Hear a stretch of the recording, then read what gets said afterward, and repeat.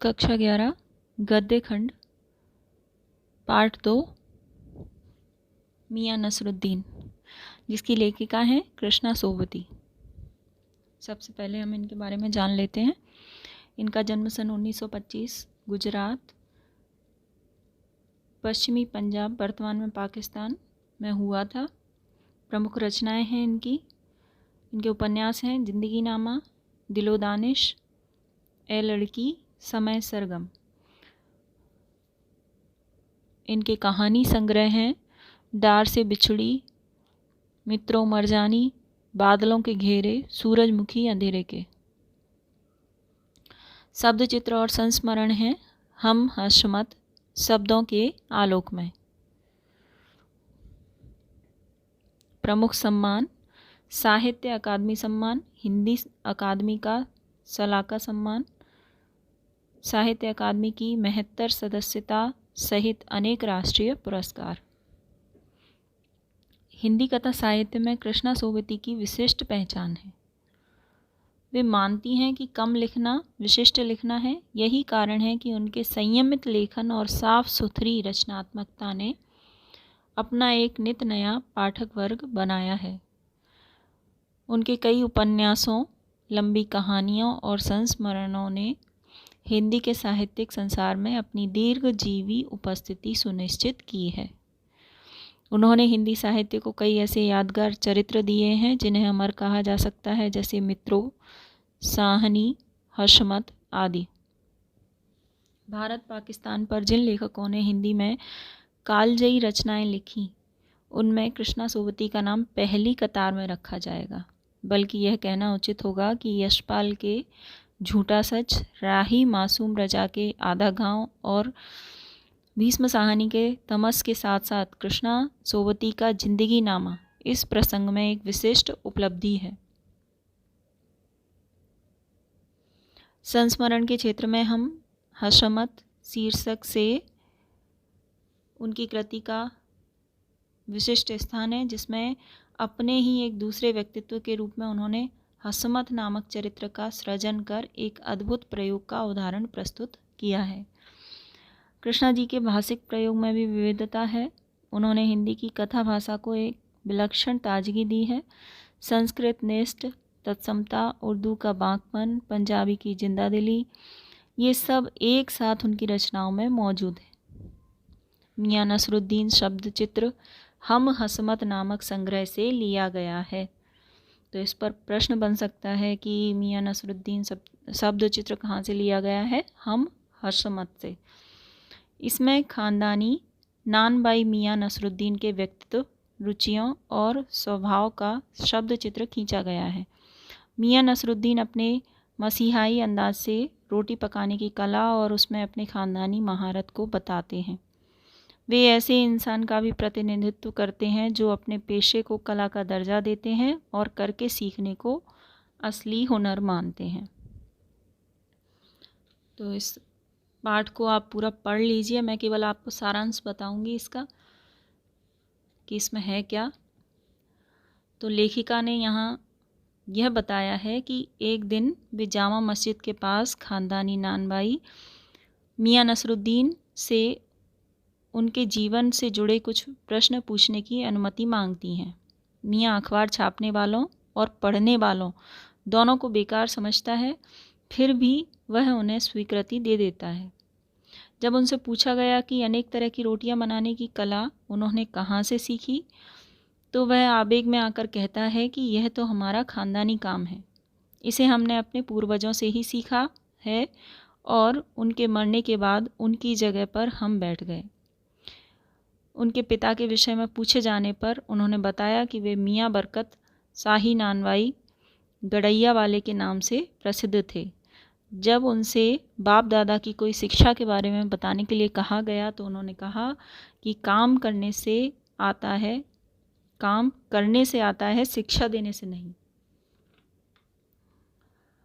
मियाँ नसरुद्दीन से भट्टी संबंधी कोई सीख दिए जाने के विषय में लेखिका पूछती हैं तो वह बताते हैं कि जब शिक्षक बच्चे को पढ़ाता है तो वह शिक्षक के पीछे पीछे बोलता है।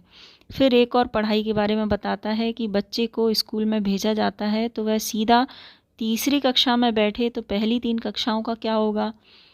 वह मतलब साफ करते हुए बताता है कि वह बर्तन धोना, भट्टी बनाना, भट्टी को आँच देना न सीखता तो सीधे ही नानवाई की कला शायद ही सीख पाता। शिक्षा की शिक्षा देना भी बहुत बड़ी बात है। मियाँ नसरुद्दीन जब खोमचे की बात बताने लगता है तो बात को बीच में ही काटते हुए वहाँ के अन्य ख़ानदानी नानबाई के बारे में पूछा जाता है। वह कहता है कि बहुत से हैं पर ख़ानदानी नहीं है। साथ ही यह भी बताया कि बादशाह सलामत ने उनके बुज़ुर्गों से ऐसी चीज़ बनाकर खिलाने को कहा कि जो ना आग से पके और ना ही पानी से बने। उन्होंने ऐसी चीज़ बनाई और बादशाह ने उसे खूब सराहा। जब उस पकवान के बारे में पूछा गया तो उसने बताने से साफ मना कर दिया। वह एक कहावत भी बताता है कि ख़ानदानी नानवाई कुएं में भी रोटी पका सकता है। यह कहावत उसके बुज़ुर्गों पर पूरी तरह से चरितार्थ होती है। रोटी झूठ से नहीं पकती, आँच से पकती है। मियाँ नसरुद्दीन बातें बताते हुए बीच बीच में आने जाने वालों को भी बोल लेते हैं। वे 70 साल के हो चुके हैं, किंतु इस विषय में प्रश्न न पूछकर पूछा गया कि आपके बुज़ुर्गों ने शाही बावर्ची खाने में भी काम किया होगा तो वह किसी बादशाह का नाम बताने में असमर्थ जान पड़ता है। कहता है कि दिल्ली के बादशाह का ही नाम जानना चाहते होंगे। उनका नाम है जहाँपनाह बादशाह सलामत। बहादुर शाह जफ़र का नाम लेने पर वह खींचकर कहता है कि यही समझ लो, उसे कोई पत्र या संदेश थोड़े ही भेजना है। वह अपने कारीगर को भट्टी सुलगाने के लिए कहता है। उसके चेहरे पर गुस्से के भाव देखकर उससे बच्चों के विषय में कुछ भी पूछना उचित नहीं समझा। पूछे जाने पर कि वे कारीगर आपके शिष्य हैं तो वह कहता है कि ये मजदूरी लेते हैं। रोटियों के विषय में पूछे जाने पर वह विवश होकर कई तरह की रोटियों के विषय में बताता है। अचानक मियाँ नसरुद्दीन बीते समय की यादों में खो जाते हैं। आज वे कद्रदान नहीं रहे, केवल पेट भरने के लिए रोटी खाते हैं। तो ये तो था इस पाठ का सारांश।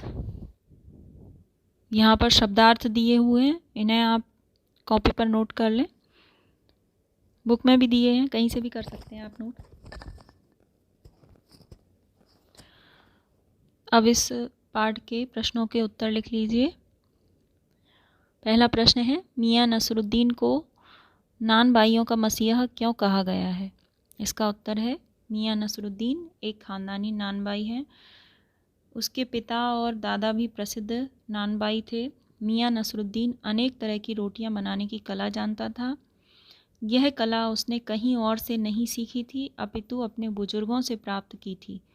वे मसीहाई अंदाज से रोटियां पकाने की कला के विषय में बताते हैं। उन्हें अपनी कला के आधार पर ही नानबाइयों का मसीहा कहा जाता है।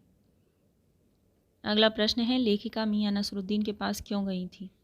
इसका उत्तर है, लेखिका कृष्णा सोबती मियाँ नसरुद्दीन के पास अनेक तरह की रोटियां बनाने की कला, उनके खानदान और व्यक्तित्व से संबंधित प्रश्न पूछने के लिए गई थी। अगला प्रश्न है, बादशाह के नाम का प्रसंग आते ही लेखिका की बातों में मियाँ नसरुद्दीन की दिलचस्पी क्यों खत्म होने लगी? इसका उत्तर है, बादशाह के नाम का प्रसंग आते ही लेखिका की बातों में मियाँ नसरुद्दीन की दिलचस्पी इसलिए ख़त्म होने लगी क्योंकि वह अपने बुज़ुर्गों की शान में कुछ ज़्यादा ही बढ़ा चढ़ाकर कह रहा था और नाम बताने पर समय का पता चलता और उसकी पोल खुल सकती थी। अगला प्रश्न है, मियाँ नसरुद्दीन के चेहरे पर किसी दबे हुए अंधड़ के आसार देख यह मजमून न छेड़ने का फैसला किया। इस कथन के पहले और बाद के प्रसंग का उल्लेख करते हुए स्पष्ट कीजिए। लेखिका द्वारा जब यह पूछा जाता है कि मियाँ नसरुद्दीन के पिता किस बादशाह के यहाँ काम करते थे तो वह झल्ला जाता है और अपने कारीगरों को डांटते हुए काम करने के लिए कहता है। जब यह पूछा जाता है कि ये कारीगर आपके शिष्य हैं तो आवेश में आकर कहता है कि ये काम की पूरी पूरी मजदूरी लेते हैं। उसके चेहरे पर छाई उदासीनता और झुंझलाहट की लकीरों को देखकर उसका गुस्सा और आवेश साफ दिखाई दे रहा था। लेखिका उसके बच्चों के विषय में जानना चाहती थी, किंतु उसके चेहरे पर किसी दबे हुए अंधड़ के आसार देख यह मजमून न छेड़ने का फैसला किया गया। अगला प्रश्न है, पाठ में मियां नसरुद्दीन का शब्द चित्र लेखिका ने कैसे खींचा है? इसका उत्तर है, मियां नसरुद्दीन का शब्द चित्र खींचते हुए लेखिका ने बताया कि उसका चेहरा समय की मार झेलते हुए पक गया है। आँखों से चालाकी के साथ भोलेपन का भाव भी झलकता है और उसके माथे पर खींची लकीरें उसके निपुण कारीगर होने के संकेत देती हैं। इसके बाद है पाठ के आसपास के प्रश्न। पहला प्रश्न है, मियां नसरुद्दीन की कौन सी बातें आपको अच्छी लगी?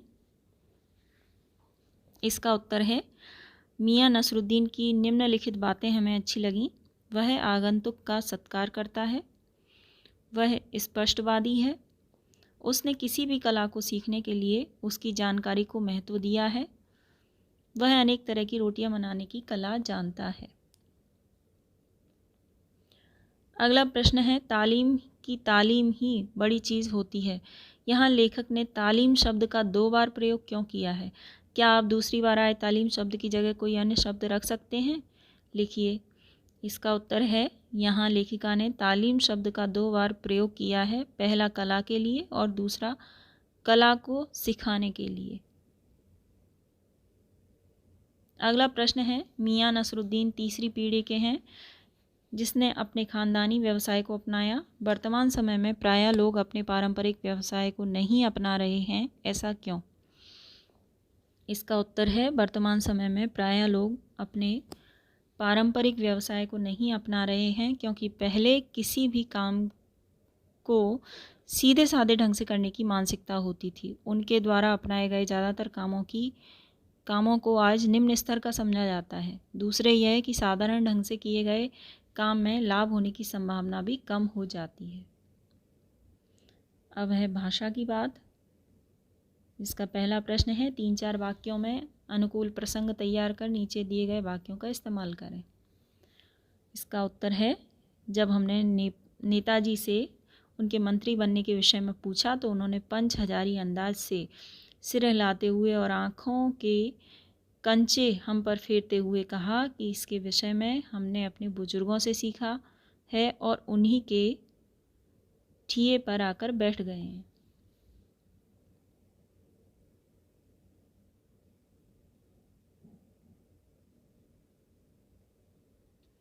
अगला प्रश्न है, बिटर बिटर देखना। यहाँ देखने के इस खास तरीके को प्रकट किया गया है। देखने संबंधी इस प्रकार के 4 क्रिया विशेषणों का प्रयोग कर वाक्य बनाइए। इसका उत्तर है, वह टकटकी लगाकर देखता रहा। क्या टुकुर टुकुर देख रहे हो? बच्चा अपलक खिलौने को निहारता रहा। वह घूर घूर कर देखता रहा। अगला प्रश्न है, नीचे दिए गए वाक्यों में अर्थ पर बल देने के लिए शब्द क्रम परिवर्तित किया गया है। सामान्यतः इन वाक्यों को किस क्रम में लिखा जाता है? लिखें।